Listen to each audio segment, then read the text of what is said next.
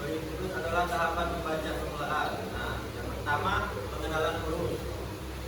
Nah, mengenali huruf dan menghubungkan dengan suara yang diwakili. Contoh, mengenali huruf I.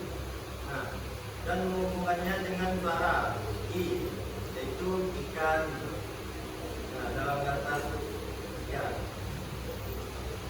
Nah, yang ketiga penggabungan huruf.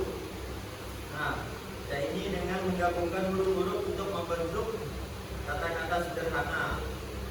Contoh, menggabungkan huruf M dan A menjadi ma. Kemudian MA dan I menjadi ma. Nah, membaca kata-kata sederhana ini membuat kata-kata baru dengan huruf-huruf yang sudah dikenal. Yang berikutnya membaca kata-kata. Nah, ini dengan membaca kata-kata secara utuh, baik yang dikenal maupun yang belum dikenal. Contoh, membaca kata Erulu emama, rumah, beruku karuku, buku, emama kakak, kakak mana, dan lain-lain.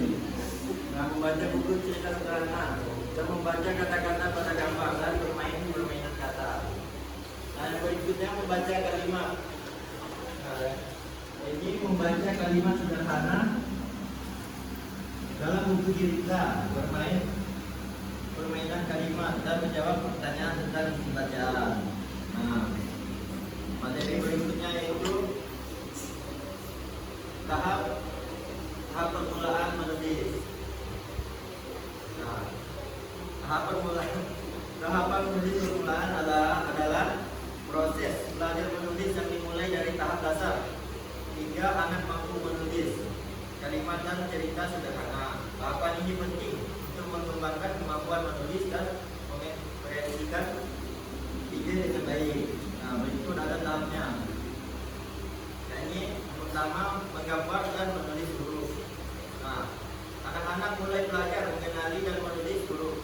Contohnya, meniru menulis huruf dengan bantuan garis bantu dan menulis huruf dengan berbagai metode seperti model titik dan menulis huruf dengan berbagai cara. Nah, yang berikutnya menulis kata. Nah, anak-anak mulai belajar menulis kata-kata sederhana. Contoh, menulis kata aku,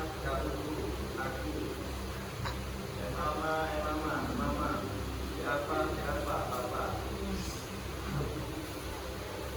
Dan kata pendek lainnya. Nah, berikutnya menulis kalimat.